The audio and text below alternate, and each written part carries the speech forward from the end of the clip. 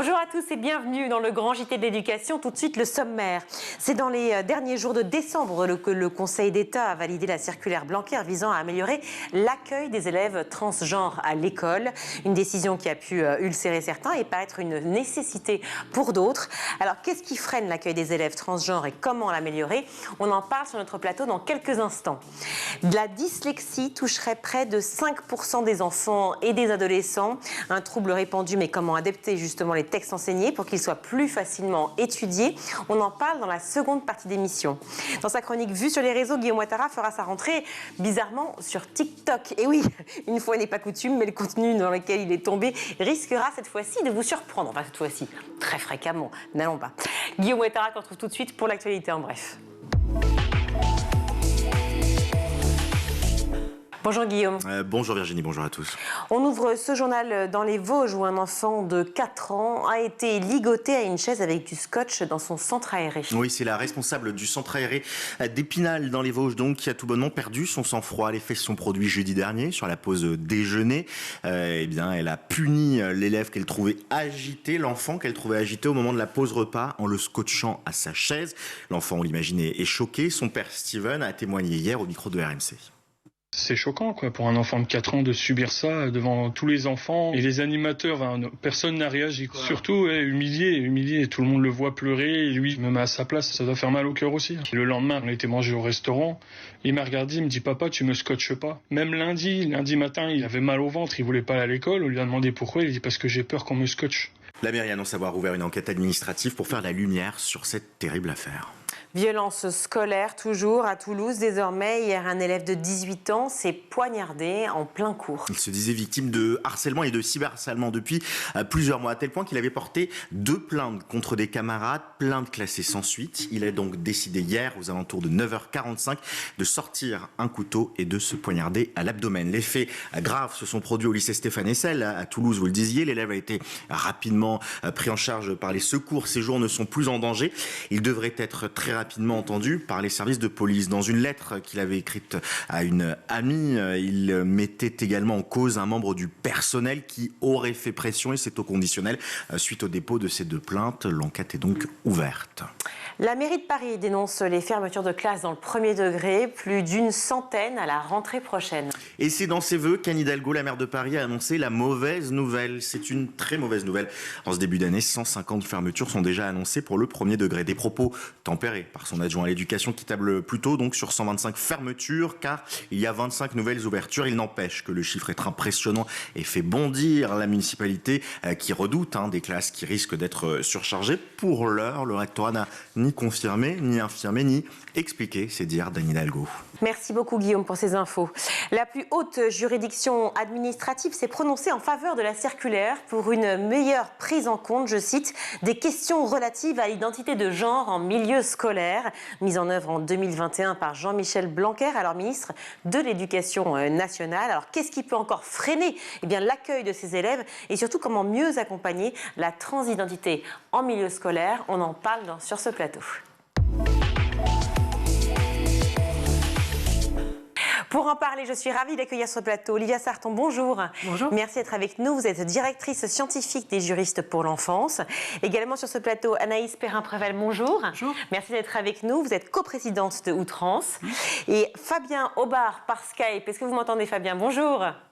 Je vous entends très bien, bonjour. Merci d'être avec nous. Vous êtes formateur et enseignant spécialisé, actuellement responsable pédagogique chez École Humain et vous co-animez depuis 10 ans un podcast très intéressant où on ne parle pas évidemment que de transidentité, mais aussi on en parle et on en parle intelligemment. C'est Nipédu à aller voir. Plein de sujets sur l'éducation. Alors une circulaire du ministère de l'Éducation qui date de 2021 et qui vise à améliorer la prise en compte des questions liées aux élèves transgenres à l'école a été validé ce vendredi 29 décembre par, je dis ce vendredi, c'est il y a quelques temps maintenant, le temps passe, vendredi 29 décembre par le Conseil d'État. Et donc on va en parler de cette circulaire. Olivia Sarton, avec les juristes pour l'enfance et aussi SOS Éducation, vous avez déposé des recours contre ce texte qui date, donc je le rappelle, de septembre 2021. Pourquoi ?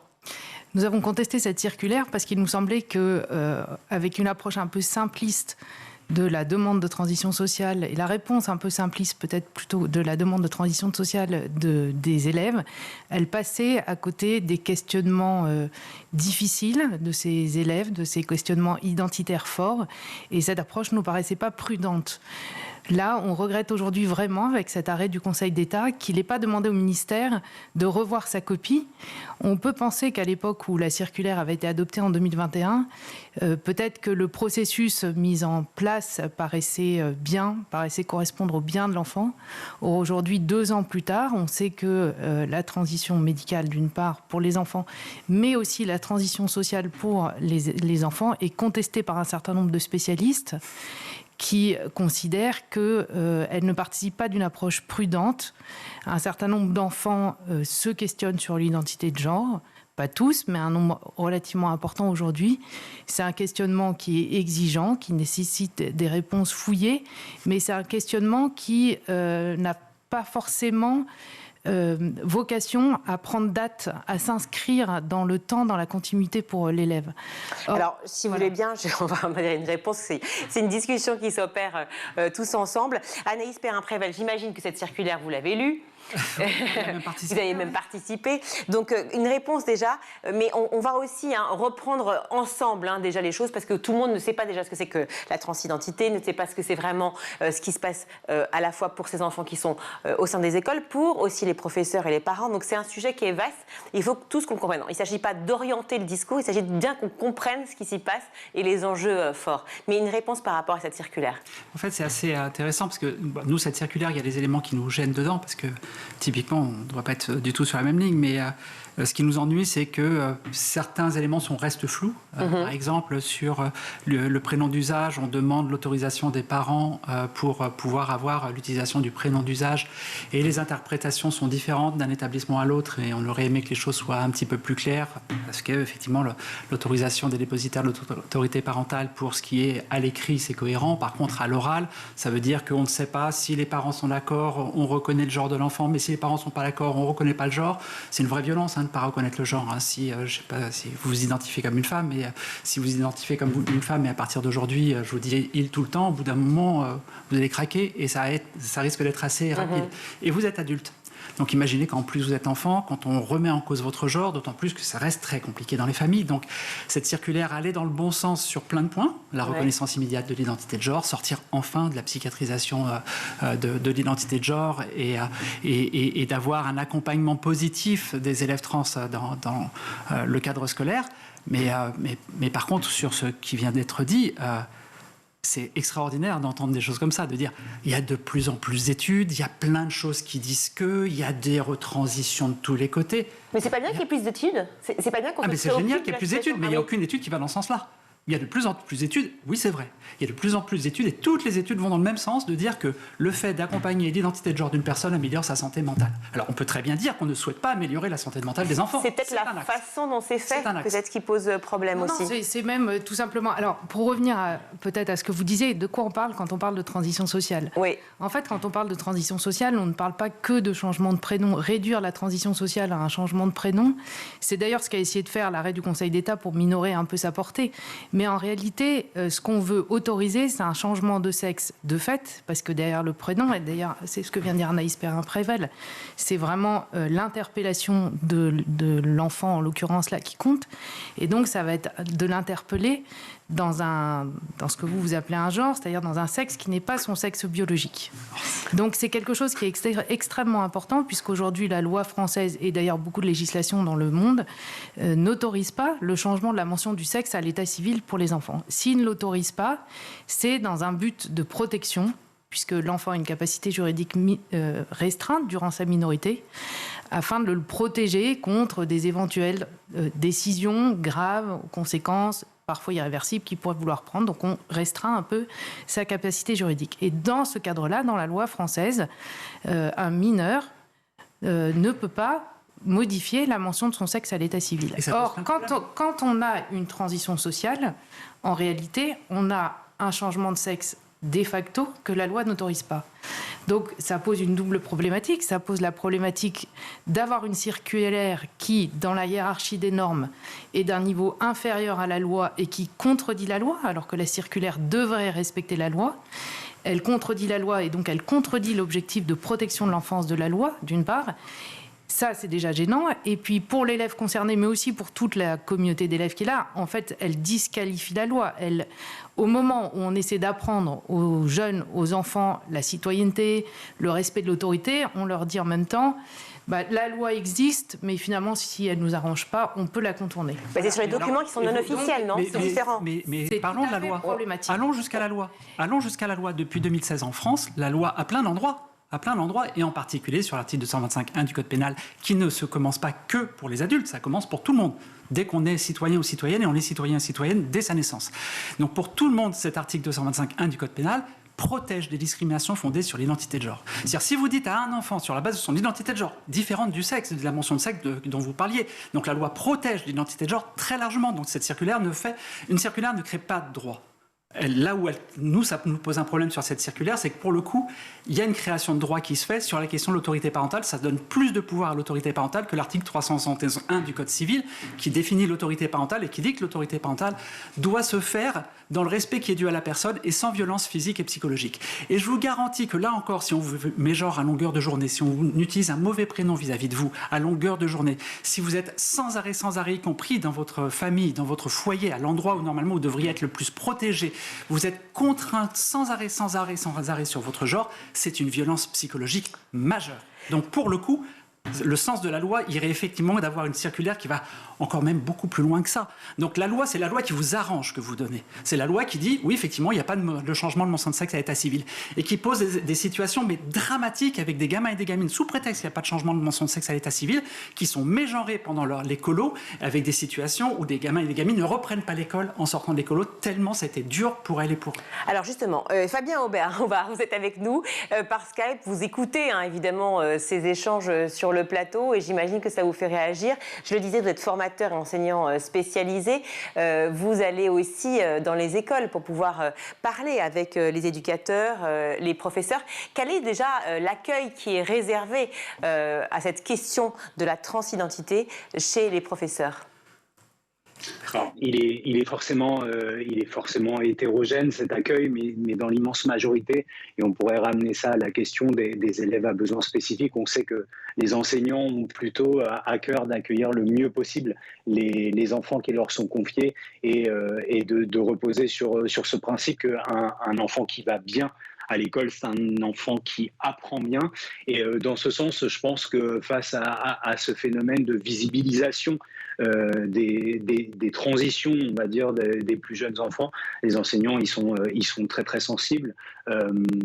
Donc plutôt un accueil favorable et une préoccupation. On parle des enseignants, mais je pense que les chefs d'établissement aussi sont vraiment en première ligne pour pouvoir mettre en œuvre les éléments qui leur sont confiés dans un document comme celui de la circulaire du 29 septembre. C'est vrai que l'école s'est construite un peu sur l'idée de la mixité, filles, garçons, ou femmes, hommes, on appelle ça comme on veut, avec des problématiques quotidiennes que l'on rencontre justement pour les enfants, que ce soit à la fois pour le sport, à la fois pour l'accès aux toilettes ou pour les jeux, à la récréation. Est-ce que les professeurs sont formés à cela et comment sont-ils formés à cela, justement, Fabien Aubert ?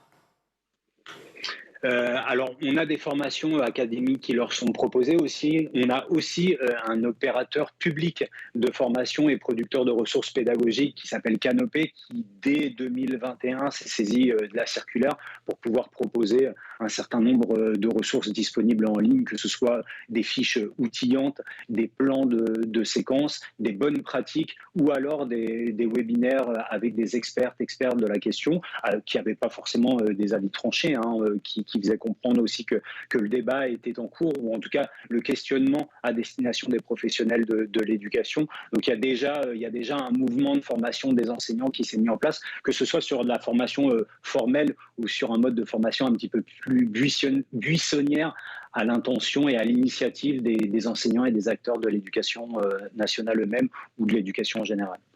Cette circulaire, je la reprends, elle vise à clarifier le rôle de l'institution scolaire face aux élèves en transition de genre. Et le préambule est assez clair, je le lis. L'école, en tant que service public fondé sur les principes de neutralité et d'égalité, se doit d'accueillir tous les élèves dans leur diversité et de veiller à l'intégration de chacun d'entre eux. Donc on est sur le principe d'égalité.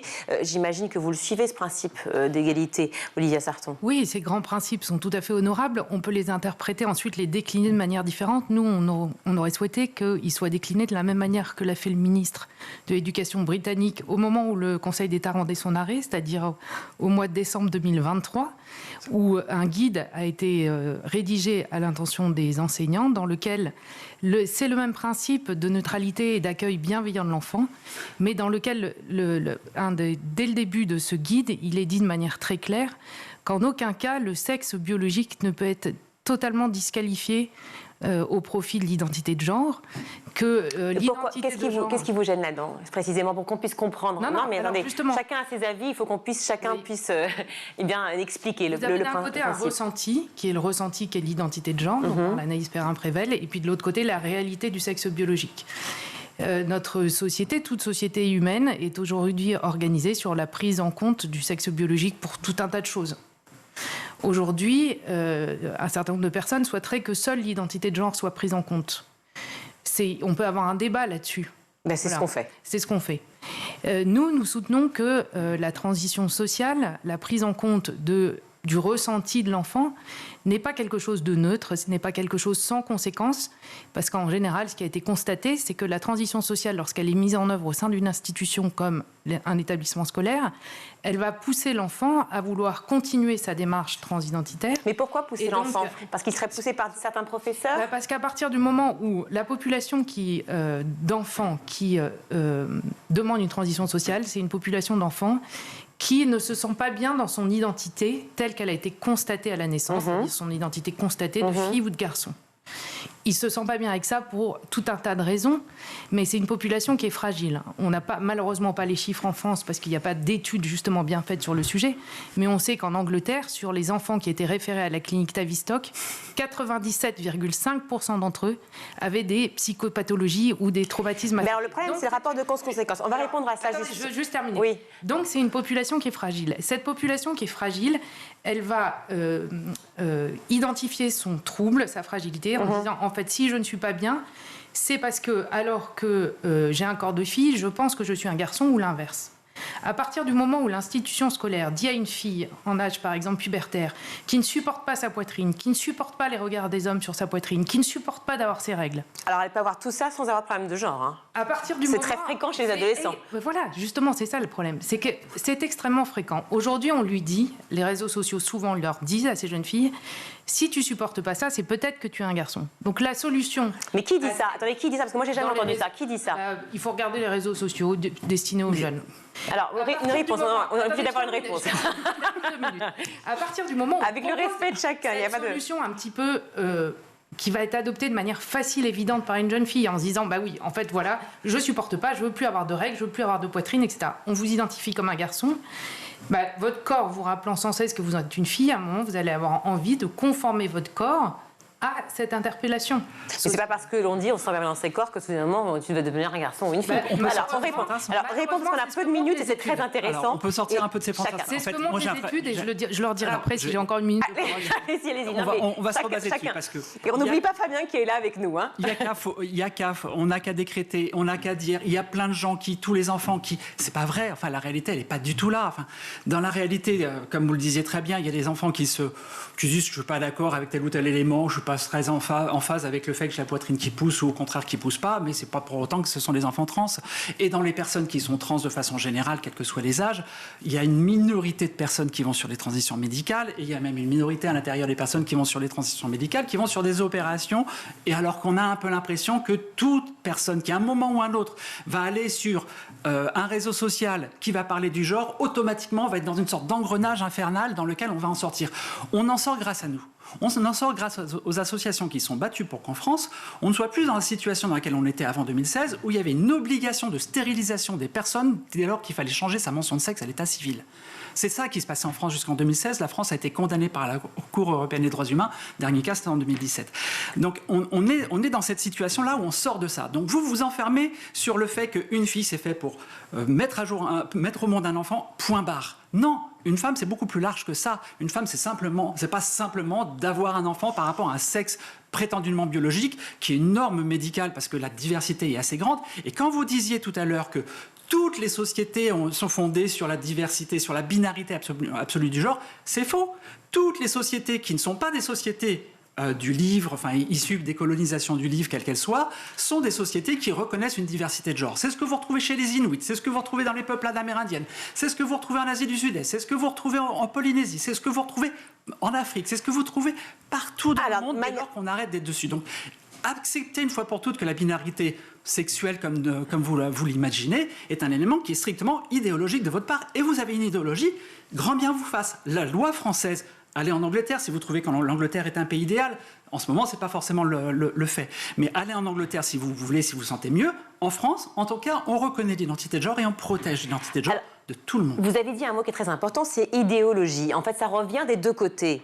Ça revient des côtés de ceux qui disent attention, il y a une idéologie qui est persistante, et c'est ce que vous dites, finalement, dès qu'on parle de problématiques de corps, tout d'un coup, on est dirigé vers cette problématique de la transidentité, et de l'autre, une idéologie qui pourrait continuer à être, à s'inscrire dans le temps, qui est un peu ancienne, un peu vieillotte, et qui dirait que c'est très binaire et qu'on n'arrive pas à en sortir. J'aimerais, encore une fois, Fabien Aubard, non pas que vous soyez le médiateur de l'histoire, mais quand même, vous êtes au cœur du sujet, puisque, encore une fois, avec à la fois votre podcast et en tant que formateur des enseignants, quel est aussi ce que vous retrouvez, vous récupérez comme information à la fois auprès des élèves et auprès aussi des éducateurs, chefs d'établissement et formateurs? Alors, je vais faire un peu d'autopromotion puisque la prochaine émission de Nipédu parlera des imaginaires scolaires et de la manière dont ils actualisent les réalités scolaires. J'ai l'impression que, en deçà des considérations juridiques et militantes qui sont extrêmement légitimes, si on se replace à hauteur d'école, d'enseignants, d'élèves et de chefs d'établissement et de communautés éducatives plus largement, c'est encore une fois le bien-être de l'enfant qui va être pris en compte. Et là derrière, plus qu'une idéologie, on retrouve des valeurs qui sont les valeurs de l'école républicaine qui, vous le disiez tout à l'heure, sont citées en préambule de la circulaire de 2021. Et je pense vraiment que les acteurs de terrain ont à cœur de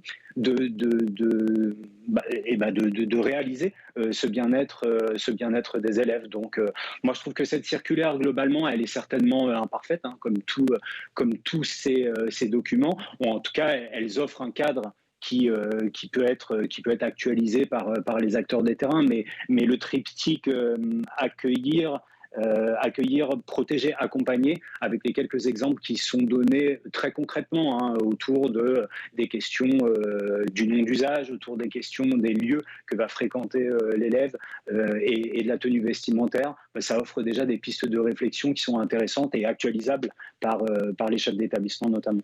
Le bien-être, je pense que tous les quatre sur ce plateau et tous ceux qui nous regardent, on en a tous conscience. Après, c'est une question de perception et de vision. Encore une fois, j'imagine que vous vous préoccupez des bien-être des enfants. Et c'est pour ça que vous posez cette question dans un sens. Et vous, de la même manière, mais autrement. Alors donc, toute la question, elle est là. La question, elle est de se poser, de voir comment on arrive à justement libérer cette parole et faire en sorte que ces enfants, qui peut-être sont dans une situation compliquée aussi, parce que souvent invisibilisés, souvent isolés du monde, et on le reconnaît très bien, et on l'a vu pour beaucoup, ça a été très difficile.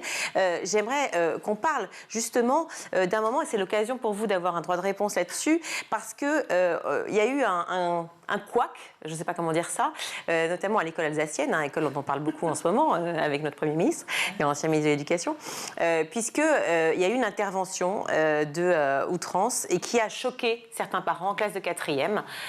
On a évidemment parlé d'idéologie et de militantisme, clairement, au sein de l'école. Une réponse à cela?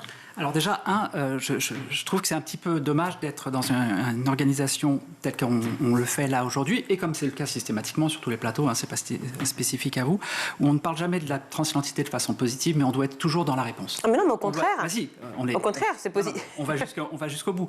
Je suis depuis tout à l'heure dans la réponse par rapport au propos de Madame. Je suis là dans la réponse par rapport à l'école alsacienne avec le fantasme qui s'est développé auprès mais du justement, Figaro, c'est à vous de répondre. Le fait que c'est. Mais oui, mais on est dans la réponse. J'aimerais bien que de temps en temps on soit dans un élément un peu positif sur l'ensemble. Donc si vous voulez qu'on réponde dessus, il y a largement des choses qui ont été faites sur l'école alsacienne, mais je ne sais pas si j'aurai le temps de pousser dessus. Le fait est que c'est juste un montage par de l'extrême droite clair, français de souche, etc. On a fait une intervention. Il y a eu 65 gamins et gamines qui ont été dans l'intervention. À l'issue de l'intervention, ils et elles ont rempli un formulaire de satisfaction. Sur les 65, il y en a 60 qui ont dit qu'ils étaient très satisfaits ou satisfaits de l'intervention. 2 neutres, 3 pas satisfaits. 3. Ces 3-là font que dans le Figaro, on a un truc, on a traité les enfants de transport, qui est faux. Toutes les personnes qui étaient dans la salle ont dit que c'est complètement faux. Les personnes qui étaient là, c'est complètement faux. Par contre, ce qui est vrai, c'est à l'école alsacienne, l'endroit théoriquement très protégé de la République, et d'ailleurs, le ministre Attal en a parlé parce que lui, il a été sujet à harcèlement à l'école alsacienne, mais on a cet enjeu-là qui se fait aussi parce qu'on avait des surveillants ou des surveillantes qui étaient présentes à nos formations et qui disaient que PD, le terme PD, c'est un tic de langage, c'est pas une insulte. Est-ce que vous trouvez normal que des encadrants des enfants considèrent que ce terme-là n'est pas une insulte et que finalement on a le droit de se traiter de PD dans la cour de récréation, y compris à l'école alsacienne? Moi, c'est beaucoup plus choquant et c'est là-dessus que j'aurais fait un article complet. C'est là où les choses doivent avancer. Pas sur toutes les discriminations. 2 gamins qui sont poussés sur 2 trucs, qui sont montés en épingle, qui étaient d'ailleurs, les 3 gamins étaient des gamins très masculinistes dans leur attitude à l'intérieur de l'ensemble, en disant mais les femmes, il n'y a aucune discrimination envers les femmes, il n'y a que des discriminations envers les hommes. C'était clairement ce qui était dans leurs propos. Donc je veux bien, dans tout ça, on va monter en épingle. Mais en fait, ça montre quoi? Ça montre que dès qu'on commence à parler de transidentité, c'est ce dont je parlais tout à l'heure, où je suis dans la réaction tout le temps, je suis obligé d'être dans la défensive tout le temps et systématiquement. Quand on parle de transidentité, quand on n'est pas à l'aise avec la transidentité, on se met sur la défensive. Et quand on se met sur la défensive, on a l'impression qu'il y a une idéologie qui est derrière, qu'on va pervertir nos enfants, qu'on va faire du trafic avec nos enfants, on nous traite de pédophiles. Enfin, c'est des termes qui sont hallucinants qui tournent là-dessus, et avec aucune base scientifique. Toutes les études qui sont citées, en fait, il n'y en a aucune qui est réellement citée qui va dans ce sens-là. Toutes les études, au contraire, et je suis actuellement experte auprès de la Haute Autorité de Santé, on travaille sur ces études, on les voit, ces études, et c'est pas nous qui les choisissons, les études, c'est toutes les études qui existent et qui ont une portée scientifique et médicale. C'est vraiment, on est un travail le plus scientifique qui soit, et le plus pointilleux qui puisse être fait là-dessus. Toutes les études vont dans le même sens, de dire non, quand on reconnaît l'identité de genre d'une personne, la personne va mieux. Donc, il y a un moment, il faut juste accepter qu'il y a des enfants qui peuvent être des enfants trans, et c'est pas grave. Et c'est même génial que ces enfants puissent vivre leur genre. Moi, j'aurais adoré, je suis une vieille dame maintenant, j'ai 53 ans, j'ai commencé ma transition qu'à 48 ans, j'aurais adoré, quand j'étais gamine, à l'école, de pouvoir déjà vivre mon genre, de pouvoir déjà faire sa transition. Parce que déjà, vous le ressentiez. Mais bien sûr, mais il y a d'autres personnes qui l'ont ressenti plus tard. C'est pas le cas pour tout le monde. Mais moi, c'est mon cas. Mais c'est pas le sujet. Le sujet, c'est que c'est génial qu'aujourd'hui, des enfants puissent le faire. On sait aussi aujourd'hui, parce qu'on a du recul, on commence à avoir du recul avec ce qui s'est fait depuis plus de 20 ans au Canada, depuis plus de 20 ans en Hollande et dans plein d'endroits qui suivent depuis pas mal de temps maintenant des enfants trans. On sait que quand on déclare sa transidentité après le début de la puberté, ça persiste, et ça persiste très largement. La seule question que je pose, elle est très simple. Qu'est-ce que ça coûte à un adulte, sachant que derrière, il y a du bienfait pour l'enfant? Qu'est-ce que ça coûte à un adulte d'appeler un enfant Gertrude au lieu de Germain, ou Germain au lieu de Gertrude? D'ailleurs, c'est ce que vous spécifique la circulaire qui permet justement de pouvoir utiliser le nom d'emprunt. Par contre, on sait que ça ramène beaucoup de bien-être pour l'enfant. Ça, on le sait parce que réellement, il y a beaucoup d'études qui se retrouvent de tous les côtés qui montrent le bienfait de la reconnaissance sociale. Et là où je suis d'accord avec vous, madame, c'est que nous, on ne poussera jamais les enfants et les adultes à faire des transitions médicales alors que la société le prouvait. Vous êtes plutôt dans cette logique-là, parce que la logique dans laquelle vous êtes, c'est dire les seules personnes trans qui sont acceptables sont les personnes qui sont absolument binaires et qui doivent aller entre guillemets jusqu'au bout. Donc vous devriez être ravis de la loi avant 2016. Alors, vous deviez trouver la loi avant 2016. J'aimerais bien que vous arrêtiez de m'imputer des propos que je ne tiens pas, parce que je n'ai pas tenu ces propos. En revanche, ce que je dis, c'est qu'il y a une étude de 2021 qui a été réalisée dans un des pays du Nord, je ne sais plus si c'est la Suède ou la Norvège, qui montre que 97,5% des enfants qui font une transition sociale basculent sur une transition médicale. Et mon problème, c'est la transition médicale chez les enfants. Et je vais vous dire pourquoi. Parce qu'aujourd'hui, on est dans une phase d'expérimentation, c'est-à-dire que personne ne sait ce que vont devenir ces enfants qu'on médicalise depuis qu'ils sont petits. Lorsque j'ai été au congrès Trans Santé France l'an dernier, j'ai entendu un médecin qui rapportait qu'effectivement, il avait des jeunes adultes qui avaient été médicalisés trans enfants et qui se plaignaient, qui venaient rapporter qu'ils avaient une vie sexuelle insatisfaisante. Et on disait, bah oui, c'est un dommage collatéral. C'est comme ça. Moi, je trouve que c'est grave. Mais c'est ce que j'ai entendu. Non, c'est ce que j'ai entendu. Vous parlez, c'est du fantasme. Santé France. Mais très bien. Mais ce dont vous parlez, c'est du fantasme. Vous dites que 97% des enfants qui sont en interaction avec des équipes médicales, parce que jusqu'à présent, j'ai dit que le point dans l'étude, c'est que des enfants qui sont en interaction. C'est que les enfants qui sont en interaction avec des équipes médicales. Et 97% des enfants qui sont en interaction avec des équipes médicales font des transitions médicales. Et ben, sortez. Venez en France. Venez en France. On est à la Pitié-Salpêtrière, on est à Robert-Debré. On aimerait bien voir vos études en France, c'est ça. Il y en a qui sont sortis, vous pouvez les regarder, et il y en a d'autres qui continuent dessus. Je transmets les mails. Je transmets les mails de chacune. On serait très intéressé de savoir où en est le groupe de travail de la HS, sur quelle étude il se base, sur quels sont les documents qu'il examine, quelles sont ses premières conclusions. Ça, vous aurez tout ça, exactement comme tous les... Vous êtes en train de monter en épingle un truc complètement... Il n'y a pas d'opacité spécifique à la transidentité. Il y a juste un travail normal. Non, il y a un travail normal de la Haute Autorité de Santé, et ça, je laisserai la Haute Autorité de Santé travailler là-dessus, mais il y a un travail normal de la Haute Autorité de Santé de protection des personnes sur lesquelles vous avez été à l'encontre, parce que vous avez pu participer à la publication des noms des personnes qui sont dans les groupes. J'ai pas participé à la publication, c'est un journal qui l'a publié, je suis absolument pour rien. Puis ça n'a jamais été retweeté et renvoyé par qui que ce soit. Est-ce que vous voulez bien, parce qu'on va passer sur les chiffres et sur les études, je voudrais juste que dise, voilà, sur le côté, à l'école, au quotidien, qu'est-ce qu'il faudrait modifier, changer, adopter comme comportement différent et comme modification? Juste, on va faire réagir Fabien Aubard, le sujet, et je reviens. Ça, je ne sais pas. En tout cas, le fait qu'il soit un peu plus loin, disons. Mais Fabien Aubard, qu'est-ce qu'on pourrait améliorer déjà dans peut-être les mots choisis, les questions que l'on pose et la façon dont on s'adresse aux enfants et aux enseignants? Il y a un effort de pédagogie qui est évident. Il y a certainement des débats, peut-être un peu moins houleux que celui qui est en train de se dérouler, mais c'est passionnant de vous écouter et de pouvoir avoir des temps d'alignement ou en tout cas de concertation entre les équipes pédagogiques pour savoir justement par où commencer en termes vous le disiez, de mots à adopter, de pratiques, de plus petits pas possibles pour tout le monde. Ce sont ces petites choses du quotidien qui vont permettre à chacune et à chacun d'offrir le meilleur des cadres aux élèves. Moi, j'ai pas constaté ou j'ai pas entendu de personnel quelle que soit la nature des missions de ces personnels, parler de promotion dans les établissements, donc des transitions ou de contagion. Voilà. J'ai l'impression aujourd'hui que ça reste une difficulté pour un élève en transition de vivre sa transition au sein d'un établissement. C'est sur ces difficultés-là, à mon avis, si on est dans une démarche inclusive, qu'il faut effectivement réfléchir. Et puis, je pense qu'il y a des difficultés, notamment la place des familles et l'adhésion au projet. C'est pour ça que tout à l'heure, on a commencé cet échange, je crois que c'est Anaïs qui en parlait, autour du consentement des familles. Là encore, il me semble que le dialogue avec les familles est vraiment au cœur du projet d'inclusion qu'on va pouvoir mettre en place pour les élèves en transition. D'autant que c'est un sujet qui est un peu flou pour beaucoup de gens et c'est toujours la même problématique, c'est de ne pas savoir, en fait, de ne pas connaître. On a toujours peur de ce qu'on ne connaît pas. J'aimerais juste qu'on fasse... On a 50 secondes, c'est très rapide, mais les idées reçues sur les transidentités, j'en ai listé pas mal. On en a beaucoup récupéré. La première, c'est ton choix. Est-ce que c'est un choix ? Non, on ne choisit pas son identité de genre, donc ce n'est pas un choix. Ce qui est sûr, c'est que le questionnement identitaire, c'est une question qui traverse toute personne, la plupart des personnes sont traversées par cette question identitaire. La résolution, chaque personne doit la trouver en soi et la société doit l'aider à la trouver. Encore une fois, ça n'a rien à voir avec la sexualité, hein, attention, ne nous trompons pas. Non, mais parfois, il y a des liens. Je vous disais, j'ai 53 ans, il se trouve que j'ai vécu il y a 30 ans la dépsychiatrisation de l'homosexualité. La dépsychiatrisation de la transidentité, c'est la 1er janvier 2022 à l'OMS. Mais parce qu'elle est une conséquence.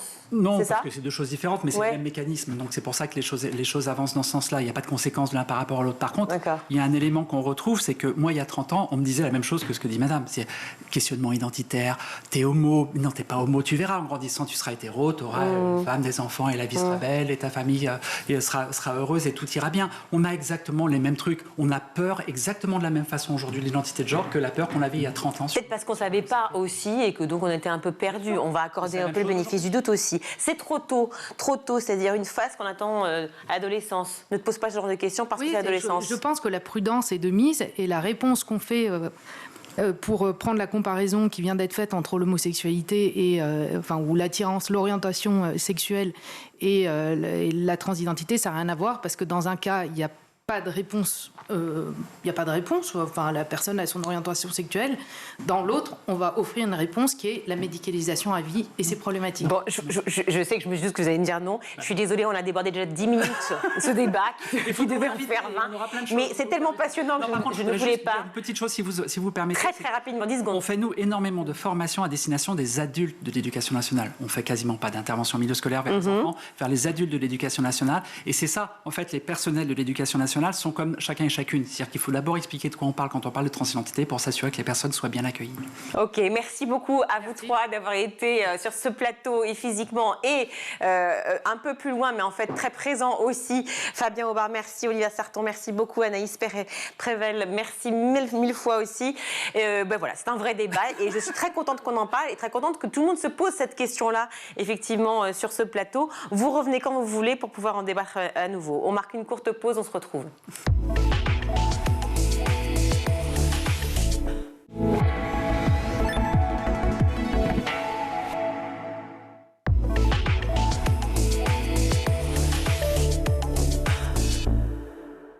De retour dans le grand JT de l'éducation, 5% des enfants et adolescents sont dyslexiques.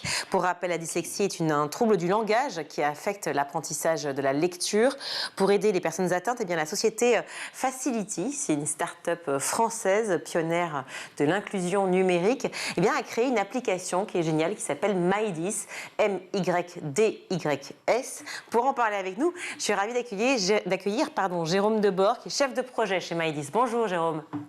Bonjour Virginie. Merci d'être avec nous. Alors on va regarder ensemble comment ça fonctionne justement l'appli en quelques images.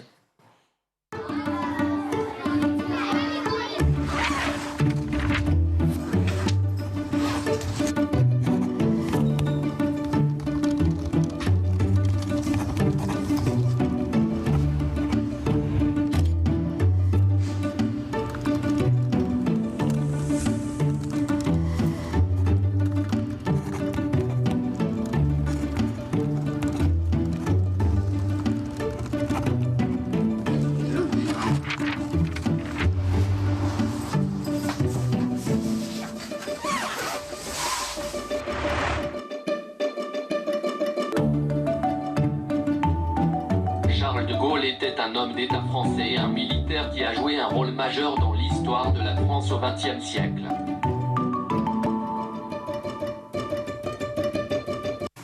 Alors vous l'avez compris, c'est une application absolument géniale pour tous les enfants qui sont dyslexiques, enfants d'ailleurs et adultes, et qui permet de pouvoir lire facilement, plus facilement, bien qu'il n'ait aucun déficit visuel. Alors, j'aimerais rappeler, Jérôme Debord justement, ils ont des difficultés quand même à identifier les lettres ou, c'est ça, les syllabes, les mots. C'est bien ça, la dyslexie, c'est un trouble cognitif qui effectivement se manifeste par quelques confusions qui sont faites par le cerveau au niveau de la reconnaissance des caractères et effectivement cette confusion, elle mélange les caractères, elle fait que quelquefois effectivement quand on lit un petit peu en diagonale, donc on ne sait pas s'arrêter à la fin des phrases ou on confond des caractères les uns des autres, notamment ceux qui ont cette lecture inversée en mode miroir et effectivement un dyslexique est très très pénalisé au moment de lire puisque que son cerveau lui rend difficile cet exercice. Ce trouble cognitif, il est durable, il est pour toute la vie ?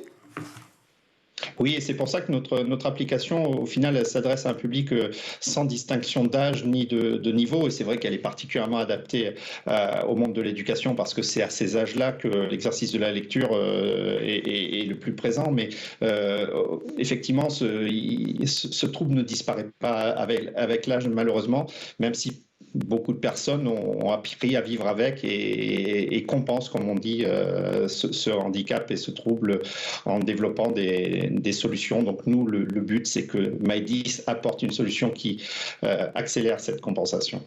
Justement, pour aider ces enfants, notamment dans le cadre scolaire, il y a plusieurs associations qui aident effectivement dans tous les troubles 10 de manière générale et dyslexie en particulier. Qu'est-ce qui vous différencie de ce qu'apporterait une association ou une aide en classe ?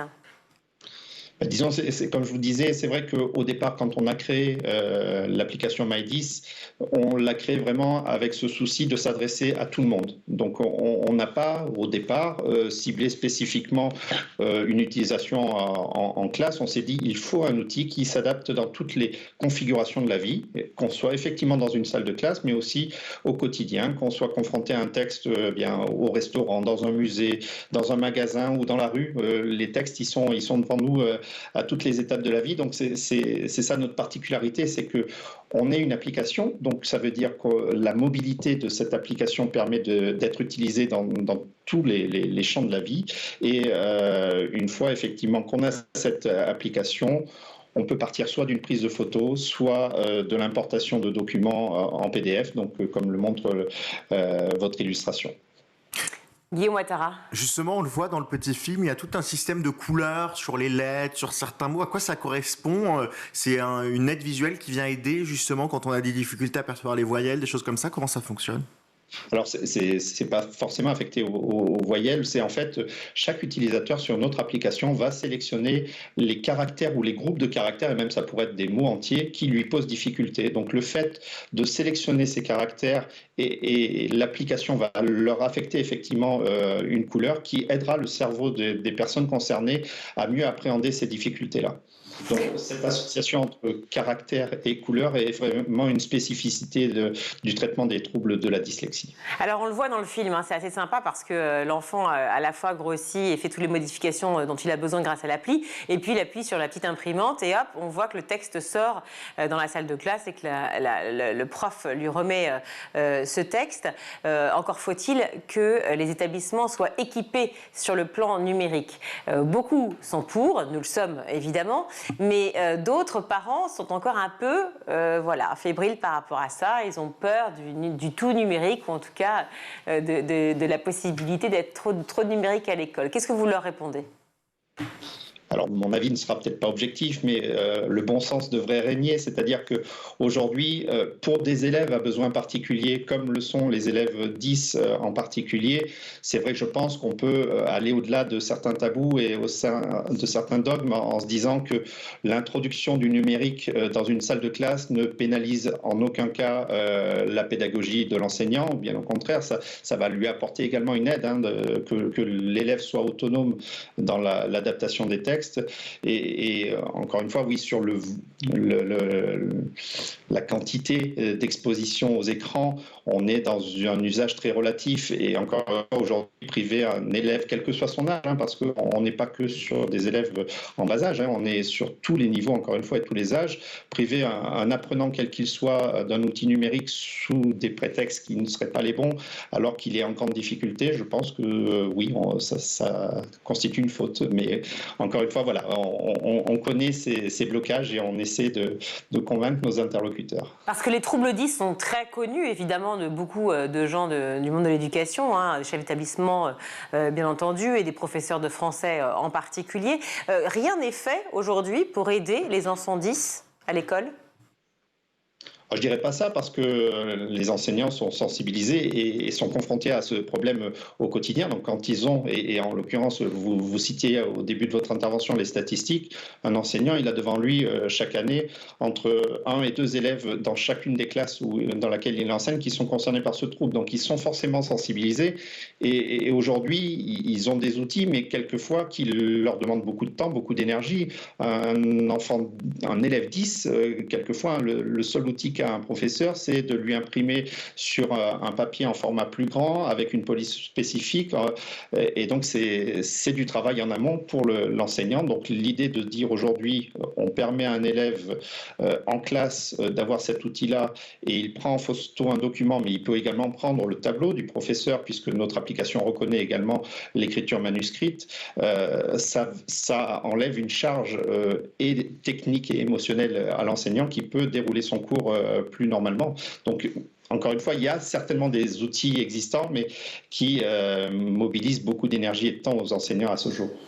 Voilà, vous savez tout sur l'application MyDis que vous pouvez télécharger sur n'importe quel Android ou sur n'importe quelle tablette, j'imagine, ou ordinateur, et qui vous permettra... Voilà, qui vous permettra de lire beaucoup plus facilement et d'être moins gêné à la fois pour vous, adultes, mais aussi pour vos enfants. Merci beaucoup d'avoir été avec nous, Jérôme Debord. Pardon ? Oui, juste une petite précision pour compléter, se dire qu'on a beaucoup insisté sur le trouble dyslexique et c'est vrai que c'est ce qui nous a motivés à créer cet outil. Au global, avec toutes les fonctionnalités de notre application, notamment la traduction, notamment la lecture audio, on s'adresse également à tous les apprenants qui sont en difficulté de lecture en général et pas forcément seulement pour des raisons cognitives telles que la dyslexie. Donc voilà, c'est pour dire que la cible est encore plus large et concerne un plus grand nombre d'élèves que simplement ceux qui sont atteints du trouble de la dyslexie. Formidable. Merci beaucoup d'avoir été avec nous. Merci Jérôme Debord. Application MyDis. Tout de suite, c'est à vous, cher Guillaume, pour votre chronique.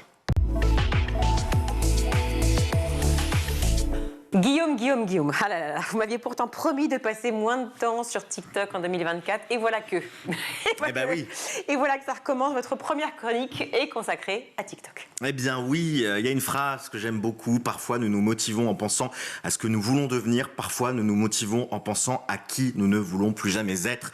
C'est Sean Niemer, que je connais pas, auteur conférencier, surtout citation facile sur Internet. Et bien pourtant, voilà, je ne voulais plus être cette personne qui passe trop de temps sur TikTok. Et ben en 2024, j'ai craqué cette nuit. J'ai encore passé beaucoup trop d'heures à scroller sur TikTok frénétiquement et aux alentours de 2h39, tandis que j'étais à la 148e vidéo scrollée. J'ai compté.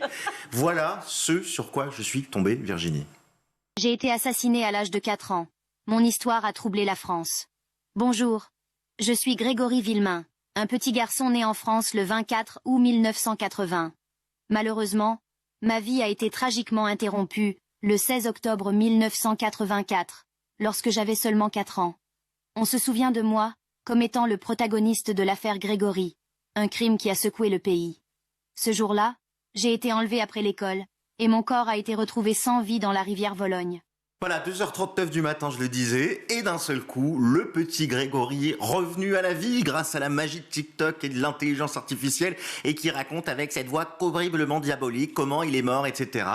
Je vous avoue, Virginie, que c'est le moment où j'ai su qu'il fallait couper mon téléphone, d'une part parce que j'avais immensément peur et puis d'autre part parce que c'est glauque. Hein. Ah non, mais je suis sans voix, c'est absolument affreux. Et c'est légal ça ? Non, absolument pas, ça n'est pas légal. C'est une tendance en fait qui existe depuis quelques mois maintenant sur les réseaux sociaux et qui consiste à faire revivre des défunts morts dans des circonstances atroces à l'aide de photos qui sont utilisées et générées avec de l'intelligence artificielle. Le petit Grégory, il y a plein de faits divers assez macabres. C'est illégal parce qu'on utilise bien sûr l'image, même si soi-disant c'est des images reconstruites. On utilise l'image, parfois la voix.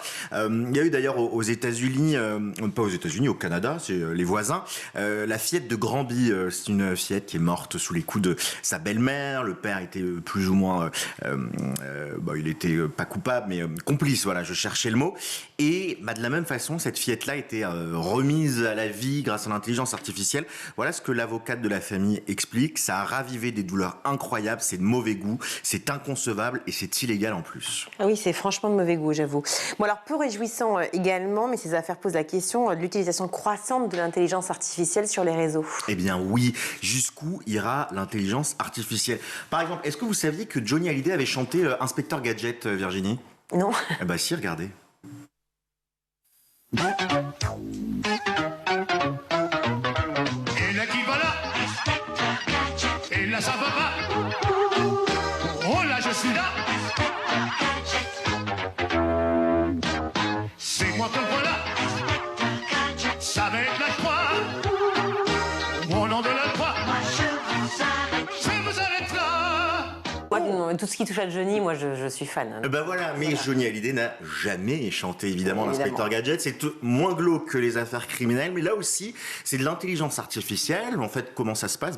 On prend toute une base de données de Johnny Hallyday qui chante, on rajoute la musique, les paroles qui nous plaisent, et on obtient ça. Alors, la question qui se pose, c'est est-ce que tout le monde est content d'entendre Johnny Hallyday chanter? Non, évidemment, pas les ayants droit. D'ailleurs, la SACEM, vous savez, c'est l'autorité qui régule les droits musicaux, a mis son nez dedans, et il faudra désormais une autorisation et payer si on veut exploiter une voix à l'aide d'algorithmes.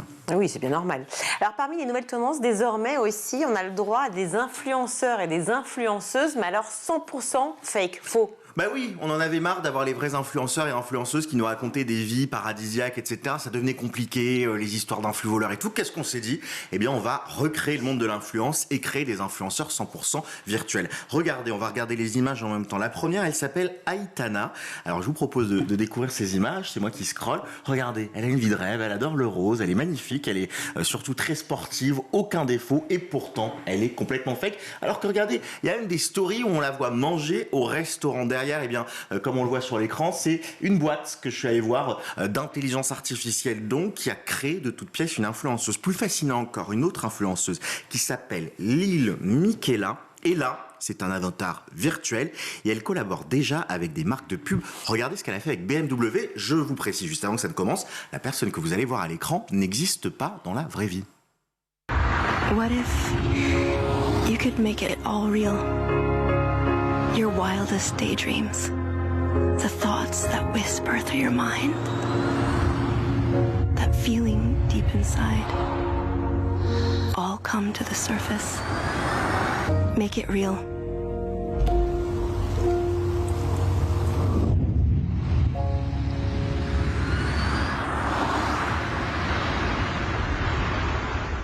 Ok, alors donc là c'est un mannequin, un faux mannequin, une fausse influenceuse, mais qui perçoit donc l'argent de cette pub? Ah bah les gens très intelligents, la société qui est derrière, qui a monté ça, qui est une société d'ingénieurs, de programmateurs et qui bidouille tout ça en mélangeant le vrai et le faux, puisque vous le voyez, il y a des vraies personnes qui apparaissent. Alors cette pub, elle fait un peu débat sur les réseaux sociaux, puisque il y a beaucoup de personnes qui commentent en disant mais tu n'existes pas, tu es un robot, c'est bizarre, etc. Il n'empêche que c'est peut-être le début d'une nouvelle économie. Plus besoin d'être beau ou belle et d'aller à la salle de sport pour devenir influenceur, il suffit de savoir coder.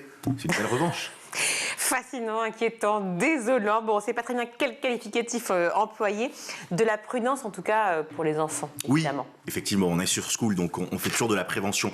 Au-delà du côté fascinant, au-delà des questions qui peuvent se poser légitimement sur l'éthique autour de ces pratiques, il y a vraiment un message à avoir autour des parents, c'est surveiller ce qui se passe avec vos enfants et à qui ils parlent, puisque pendant plusieurs années, vous savez, à l'émergence des réseaux sociaux, il y avait des faux profils, ça existe encore. On pique la photo d'un mannequin sur Internet, on crée un profil, on parle à des enfants, etc.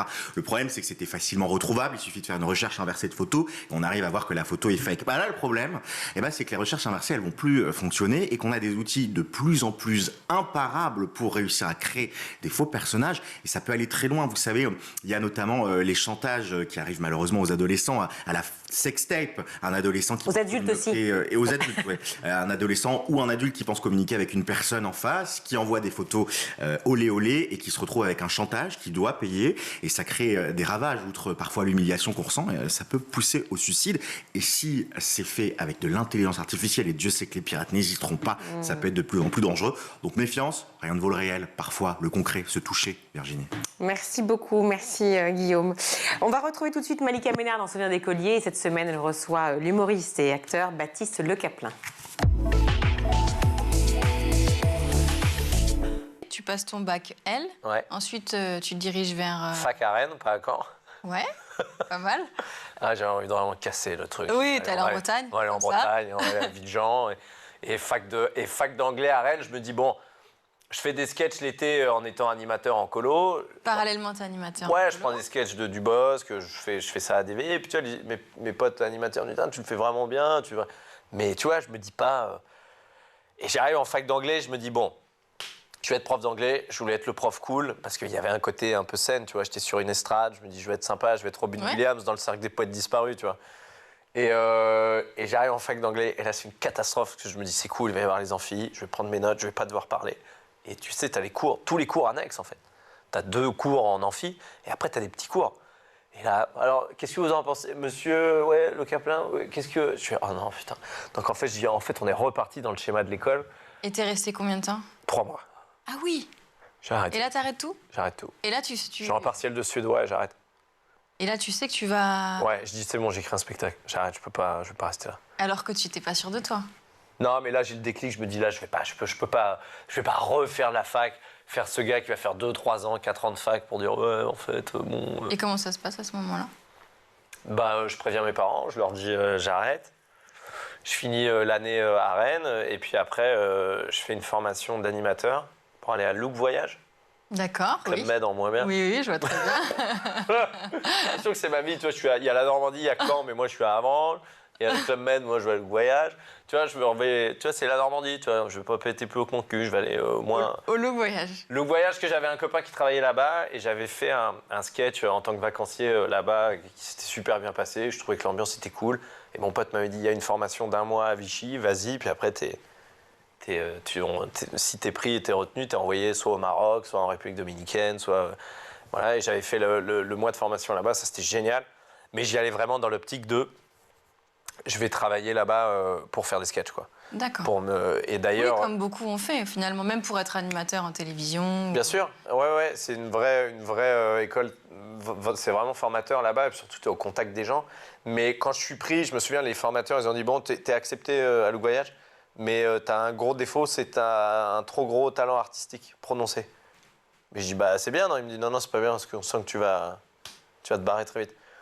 Et je me suis barré au bout de 5 mois. Je devais faire 6 mois de saison, j'ai fait 5 mois, je suis parti. T'as même pas terminé la saison? Non, je n'ai pas terminé. Parce que je voulais pas. Je m'entendais tellement bien avec l'équipe, ils repartaient après en Bulgarie, je crois, j'étais à Marrakech. Et ils m'ont dit, ouais, tu viens en Bulgarie, tu viens avec nous, ça va être cool, il y a des meufs, il y a de l'alcool. Je bois pas, je fume pas, je draguais pas, donc c'est pas trop la Bulgarie, je pense pas que c'est pas mon pays, c'est pas ma T'avais tête. peur après de pas sortir de... Ouais, et puis j'ai dit, non, là, c'est gentil, j'arrête, je pars avant. Et je vais vite monter à Paris et écrire ce spectacle parce que je... T'avais pas écrit pendant les... Si, j'avais écrit. Au Maroc, oui. J'avais écrit un peu. C'est là-bas que j'ai rencontré mon metteur en scène et mon manager, Aslem Smida. Il était en vacances avec sa femme et son fils. Le voyage. Ah, le voyage. Parce que le voyage, t'avais ce truc qui était horrible, que moi je détesterais et que je pense que tu détesterais en vacances. T'es en vacances avec ton chéri ou je sais pas quoi, tu manges à table et là t'as un animateur qui fait « Coucou, je peux venir manger avec vous ?» T'es là, bah ouais, si vous voulez. Et donc, il faut faire du contact. Tu es obligé d'aller voir les gens à chaque fois. Mais là, tu pouvais plus être timide. Non, du coup, ça casse le truc. Mais il y avait des trucs très, très, très intimidants. Et c'est à partir de là, donc tu rentres à Paris, que tu écris ton premier spectacle, ouais. que tout se lance. Et je prends un boulot en tant qu'animateur à Levallois-Perret. Toujours avec les enfants? Ouais. Donc, tu as un rapport... J'aime bien les ados. J'aime bien les ados parce qu'en fait, je me voyais... Attends, j'aime bien les ados, il faut vite terminer cette phrase. En fait, ce que je me retrouvais en eux, en fait, c'est que je voyais des gens très timides arriver, personne ne se connaissait. Et tu vois, moi, je cassais un peu les codes, tu vois, je faisais des rondes, je fais « Allez, venez, présentez-vous ». Je faisais l'animateur cool, alors que moi, je me retrouvais clairement en eux dans la timidité. Et j'aimais bien casser un peu les barrières, tu vois. D'ailleurs, il y a un mec qui m'a vachement inspiré là-dedans, c'est Philippe Lelièvre. Ouais. Je sais pas si tu te souviens, quand il faisait ses cours à la Starac, où il faisait n'importe quoi, il est arrivé, il dit « Aujourd'hui, on fait rien !» Et les gens, ils disent « What ?» Et ce qui est devenu un ami, d'ailleurs, Philippe. Je lui avais dit, ça m'avait vachement inspiré. Mais j'aimais bien voir des ados timides arriver et repartir en étant... Un peu plus émotionnel. Ouais, j'aimais bien ça. Ça me touchait vachement. C'est déjà la fin de ce numéro. On se retrouve demain, toujours en compagnie de Baptiste Le Caplin, pour la suite de Souvenirs d'écolier. Merci Malika, merci Baptiste. On vous retrouve demain. C'est la fin de cette édition. Merci beaucoup Guillaume. Merci Virginie. Je ne sais plus si vous êtes réel ou un avatar. Je ne sais pas. J'aimerais bien ressembler à l'avatar que vous m'avez montré sur les vidéos, les abdos, les machins, etc. Bon, c'est vrai que voilà, on préfère le naturel ici. Merci beaucoup pour vos chroniques qui sont toujours passionnantes. Merci pour vos mises en garde aussi pour tous ces jeunes et moins jeunes d'ailleurs qui vont sur les réseaux sociaux. Merci à toute l'équipe de School TV, à la réalisation c'est Mani Pézeshk, où le son c'est Thibaut Gorille-Lafont, le maquillage Laure Audemont et Emma Ferré et Laura Girard à la rédaction. Très belle soirée. Ciao.